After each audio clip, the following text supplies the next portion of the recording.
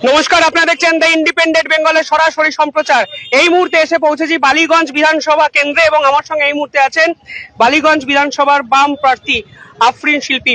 দিদি, প্রথমেই প্রচার করছেন, ক্লান্ত লাগছে? প্রথমবার ভোটের ময়দানে অনেকটা হাঁটতে হচ্ছে, মানুষের কাছে যেতে হচ্ছে, একটু কি ক্লান্ত? ক্লান্ত একদমই নয়, মানুষের যে বিপুল ভালোবাসা, ভরসা, আশীর্বাদ পাচ্ছি সেটাই এক্সট্রা অক্সিজেন যোগাচ্ছে। প্রচন্ড গরম, সেটার জন্য খানিক হয়তো অসুস্থ বোধ করতে পারি, কিন্তু ক্লান্তি একদমই নেই। যে লড়াইটা লড়তে নেমেছি সেটা মানুষের ভালোবাসা নিয়ে লড়বো। যাদবপুর ইউনিভার্সিটি থেকে রাজনীতি অ্যাক্টিভলি ডেসপারেটলি শুরু করেছেন, ভোটের ময়দানে ডিফারেন্সটা বুঝতে পারছেন? অবশ্যই ছাত্র রাজনীতি চলাকালীন আমরা যে ছাত্র ছিলাম সেই সময় আমাদের যা সমস্যা ছিল সেইগুলো নিয়ে কথা বলতাম। বর্তমানে রিসার্চ স্কলার, সেখানে রিসার্চ স্কলারদের আমাদের যা সমস্যা সেইগুলো নিয়ে কথা বলি। একই রকম ভাবে মানুষের সমস্যা নিয়ে কথা বলা আরো বড় দায়িত্ব, অনেক গুরুত্বপূর্ণ দায়িত্ব।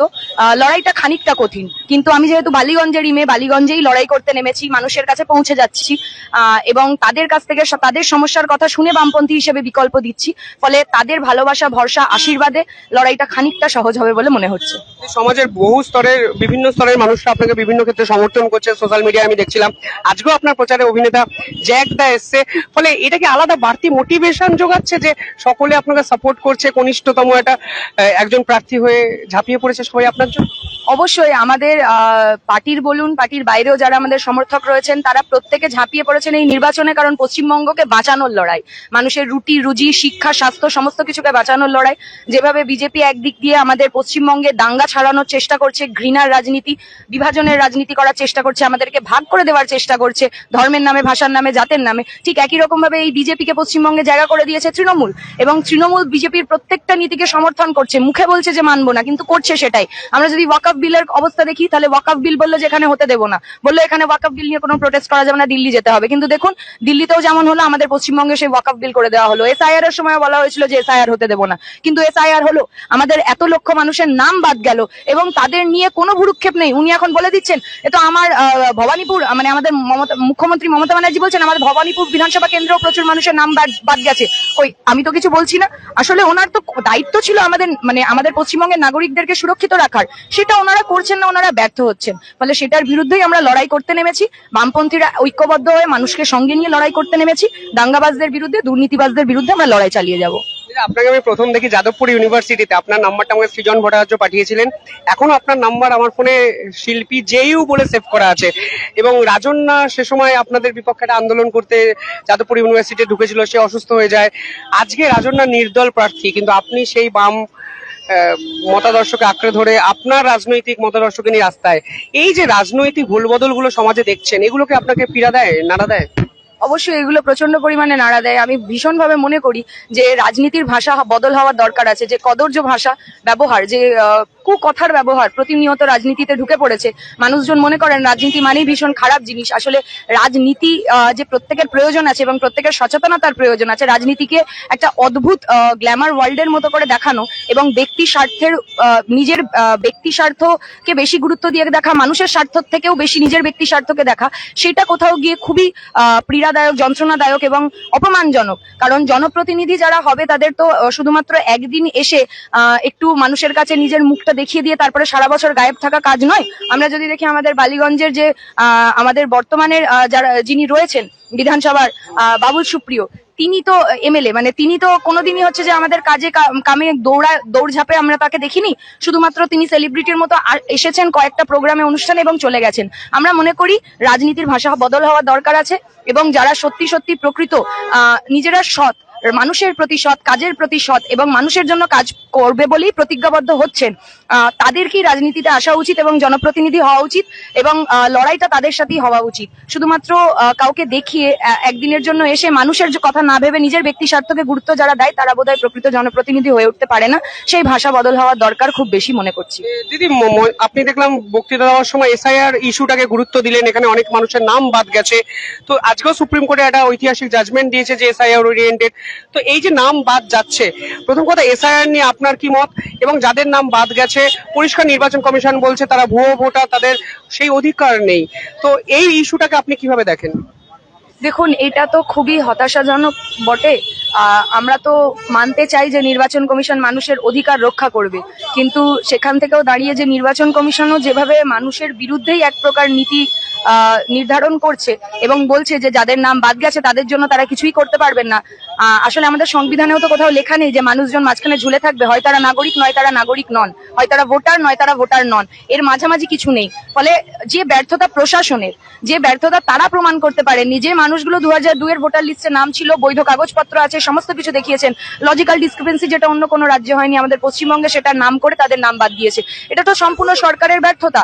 ফলে তো সেইটা তারা ম্যানেজ করতে পারছেন না, তারা ব্যর্থ হয়েছেন। আমরা সেটার বিরুদ্ধে লড়াই করছি। আমরা বামপন্থীরা ট্রাইব্যুনালে যেমন মামলা করছি তেমন রাস্তায় ময়দানে আন্দোলনেও রয়েছি। আমরা চাই এবং আমরা আগেও বলেছি যে আমরা লড়াইয়ের শেষ দিন অবধি থাকবো। কোনো ন্যায্য ভোটার যাতে তাদের ভোটাধিকার থেকে বাদ না পড়েন সেটার দায়িত্ব আমাদের, আমরা সেই লড়াইটা লড়ছি। বামপন্থীদের বিরুদ্ধে এখন একটা অভিযোগ করা হয় যে হিন্দুদের উপর যদি কোনো প্রতিবাদ হয় বামপন্থীরা নীরব থাকে, তুলনায় সংখ্যালঘুরা যদি নির্যাতিত হয় বামপন্থীরা অনেক বেশি অ্যাক্টিভলি রাস্তায় নামে। এই যে অভিযোগ, এটাকে আপনি কিভাবে দেখেন? দেখুন, আমি মনে করি বামপন্থীরা হচ্ছে যে ধর্ম দেখে বা রাজনৈতিক পরিচয় দেখে বা ভাষাগত পরিচয় দেখে এই রাস্তায় নামে না। যে কোনো নির্যাতিত অত্যাচারিত মানুষ তাদের প্রত্যেকের পক্ষে বামপন্থীরা রাস্তায় নামে। এটা মিডিয়ার দোষ যে মিডিয়া একাধিক জায়গায় বামপন্থীরা যে আন্দোলন করে ছবি, বিভিন্ন জায়গার ছবি তারা তোলে কিন্তু তারা দেখায় না। ফলে মিডিয়াদের কাছেও রিকোয়েস্ট যে তারা সত্যটা দেখাক মানুষকে। রুটি রুজি হক অধিকারের লড়াইয়ে বামপন্থীরা প্রতিনিয়ত রাস্তায় রয়েছে এবং যেভাবে এটা বিজেপির প্রচার যে শুধুমাত্র একটা নির্দিষ্ট সম্প্রদায়ের জন্য এরা কথা বলে, বাকিদের জন্য কথা বলে না, সেইটা তো সম্পূর্ণ একটা মিথ্যে প্রচার। ফলত তারা যেটা প্রচার করছে সেইটাতে আমাদের কান দেওয়ার কোনো প্রয়োজনীয়তা নেই। মানুষকে ধর্মের নামে, জাতের নামে, ভাষার নামে ভাগ করার থেকেও গুরুত্বপূর্ণ প্রত্যেকটা মানুষের আসলে কাজটা চাই, রুটি রুজিটা চাই, পেটের খিদেটা প্রত্যেকের একই। ফলে সেইটার জন্য বামপন্থীরা লড়াই করতে নেমেছে। ধর্মীয় কারণে যখন তাদের উপর অত্যাচার হয়, দলিত, আদিবাসী, হিন্দু, মুসলিম নির্বিশেষে সকল মানুষ, মতুয়া, প্রত্যেকের উপর যখন অত্যাচার হয় বামপন্থীরা রাস্তায় ছিল, রাস্তায় থাকবে, রাস্তাতেই লড়াইটা বুঝে নেবে। আপনার কি মনে হয় না যে এই যে রুটি যে কথাগুলো আপনি বলছেন এগুলো বামপন্থীরা শেষ দুটো ইলেকশন ধরে ধারাবাহিকভাবে বলেছে, তা সত্ত্বেও ভোট বাক্সের রাজনীতিতে বামপন্থীরা কিছুটা হলেও পিছিয়ে পড়ছে? মানুষ এই কথাগুলো কি কানেক্ট করছে, নাকি বামপন্থীরা যে আদর্শের কথা বলছে মানুষ ভাবছে যে এটার থেকে অনেক বেশি ইম্পর্টেন্ট ধর্মীয় মেরুকরণের রাজনীতিটাকে গুরুত্ব দেওয়া? দেখুন, মানুষজন ধর্মীয় মেরুকরণের রাজনীতিকে গুরুত্ব দিতে চাইছেন না, কিন্তু মানুষজনকে যেভাবে ভয় দেখানো হচ্ছে যে কিছু বললেই বিজেপি চলে আসবে, এই জাতীয় যে ভয় দেখানো হচ্ছে সেইটার হয়তো কোথাও গিয়ে একটা প্রভাব পড়ে। কিন্তু আসলে ধর্মীয় মেরুকরণের মাধ্যমে যে ভোট ভাগ করার চক্রান্ত তৃণমূল এবং বিজেপি করছে, একজন দেখাচ্ছে যে তারা সংখ্যালঘু মানুষদেরকে প্রচন্ড অশ্রদ্ধা করছেন এবং দেশ থেকে দেশ ছাড়া করবেন এরকম কথা বলছেন, আর আরেকজন মাসিহা হওয়ার চেষ্টা করছেন। ফলে সেইটার বিরুদ্ধেই আমাদের লড়াই। যারা মানুষদেরকে শুধুমাত্র ভোট ব্যাংক হিসেবে দেখার চেষ্টা করেন, যারা মানুষদেরকে আসল হিসেবে ভাবেন না, মানে মানুষদেরকে মানুষ হিসেবে ভাবেন না, তাদের অত্যাচারকে, তাদের প্রতিনিয়ত তাদের যে নির্যাতন সেইগুলোকে দেখেন না, তাদের বিরুদ্ধেই তো আসলে লড়াই করার প্রয়োজনীয়তা রয়েছে। বামপন্থীরা কখনো ধর্মের নাম নিয়ে রাজনীতি করেনি। ফলত আমরা যে রুটি রুজি নিয়ে রাজনীতি করি, আমরা সেইটা নিয়েই লড়াই চালিয়ে যাব। মানুষ বর্তমানে কানেক্ট করছেন, মানুষ শুনছেন, মানুষ এগিয়ে আসছেন, মানুষ শুভেচ্ছা, ভালোবাসা, ভরসা জানাচ্ছেন, মানুষ আস্থা ফেরাচ্ছেন। প্রার্থী হওয়ার অফারটা কিভাবে এলো হঠাৎ করে, এবং আজকের দিনে দাঁড়িয়ে আপনার কি স্বপ্নের মতো মনে হচ্ছে নাকি বাড়তি দায়িত্ব আপনি ফিল করেছেন? আপনার ব্যক্তিগত অনুভূতিটা কেমন আজকের দিনে দাঁড়িয়ে? আমি অবশ্যই এটা বাড়তি দায়িত্বের মতো মনে করেছি যে আমি এর আগে যে পার্টির বিভিন্ন কাজকর্ম করতাম, বর্তমানে আরো বড় দায়িত্ব, সেই দায়িত্বটা আমি পালন করব যথাযথভাবে। শেষ প্রশ্ন, শেয়ার মার্কেটে ধস নেমেছে, আপনি দেখলাম শেয়ার মার্কেটে কিছু ইনভেস্টমেন্ট করেছেন, বিভিন্ন ক্ষেত্রে হলফনামায় দেখলাম, মন খারাপ নাকি? দেখুন, শেয়ার মার্কেট নিয়ে তো মন খারাপ করার কিছু নেই। আমার খুবই অল্প টাকা, সীমিত টাকা, সেইটুকু টাকা দিয়ে আমার যেটুকু নিজের পড়াশোনার খরচ চালানো, সেইটার খরচ চালানোর বাইরে আমি খানিকটা ইনভেস্টমেন্ট করেছিলাম। ফলে সেইটা নিয়ে মন খারাপ হওয়ার কিছু নেই। আসলে মানুষের রুটি রোজগার নিয়ে তো লড়াই করতে নেমেছি। ঠিক বয়সে আমার মতো ছেলেমেয়েরা যদি চাকরি করতো তাদের এত কিছু নিয়ে ভাবতে হতো না, তারা যদি ন্যায্য মজুরিটা পেতো তাদের এত কিছু নিয়ে ভাবতে হতো না। আমি মনে করি আমি সেই লড়াইটা নিয়ে লড়তে নেমেছি, মন খারাপ করার মতো কিছু নেই, সেই লড়াইটা লড়ে যাবো। বাকি হলফনামাগুলো যখন দেখেন, পাশে যখন আপনার হলফনামা সম্পত্তির পরিমাণটা দেখেন, চমকে যান যে রাজনীতি করে তো কোটিপতি হওয়া যায়, এটা তো বাস্তব। দেখুন, আমি তো রাজনীতি থেকে কিছু পেতে আসিনি। মানুষের ভালোবাসা ছাড়া, মানুষের আশ্বাস ছাড়া, মানুষের ভরসা ছাড়া যারা রাজনীতিকে টাকা ইনকাম করার মাধ্যম হিসেবে দেখেন, তাদেরকেও যে রাজনীতি থেকে সরে দাঁড়ানোর প্রয়োজনীয়তা আছে এটা বোধ করি আমার বয়সী অনেক জেনারেশন এটাই মনে করে। ফলে আমি সেই জেনারেশনের প্রতিনিধি হতে এসেছি, সেই জেনারেশনকে প্রতিনিধিত্ব করতে এসেছি যারা মনে করেন যে রাজনীতিটা স্বচ্ছ থাকা উচিত, রাজনীতি একজন জনপ্রতিনিধির রাজনীতিতে এসে নিজের ব্যক্তি স্বার্থ বড় হবে না, মানুষের স্বার্থটাই বড় হবে। আমি সেই প্রতিনিধি করতে এসেছি। ইন্সপায়ার সবচেয়ে বেশি কে করেন, মানে আপনার প্রজন্মে, ঠিক আগের প্রজন্মে দীপশিতা দি, তার আগের প্রজন্মে মীনাক্ষী দি, কোন রাজনীতিবিদ আপনাকে সবচেয়ে বেশি ইন্সপায়ার করে? দেখুন, আমাদের প্রত্যেকটাই নেতৃত্ব, আমরা একসাথে কাজ করেছি, মিছিলে হেঁটেছি, ফলে আমাদের প্রত্যেকটা নেতৃত্বই খুব গুরুত্বপূর্ণ। কিন্তু মীনাক্ষী দি, তার লড়াই, তার সংগ্রাম, সেটা আমার কাছে মানে খুবই দেখার মতো বিষয়। গোটা পশ্চিমবঙ্গের কাছে মীনাক্ষী দি হয়ে উঠেছে।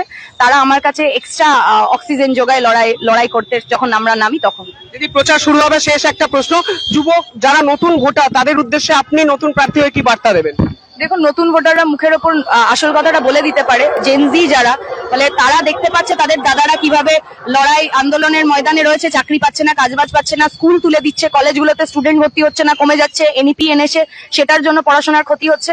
ফলে নতুন জেনারেশনরাও বিরক্ত, বীতশ্রদ্ধ, তারাও এই দুর্নীতির বিরুদ্ধে লড়াই করতে চাইছে, নিস্তার পেতে চাইছে। তো আগামী 29 তারিখ তারা একদম দুর্নীতিবাজদের বিরুদ্ধে এবং দাঙ্গাবাজদের বিরুদ্ধে ভোট দেবে, এটাই তাদের কাছে আমার ভরসা, আশ্বাস, এবং তারা সেটা যে করতে চলেছে সেটা আমি জানি। অসংখ্য ধন্যবাদ দিদি। পরিষ্কার বললেন প্রচার শুরুর আগে কনফিডেন্ট যুব সম্প্রদায় বামেদের বেছে নেবে এবং আলটিমেটলি বেকার যুবকরা আসল ইস্যুগুলোকে টার্গেট করবে। দেখতে থাকুন ইন্ডিপেন্ডেন্ট বেঙ্গল। ধন্যবাদ।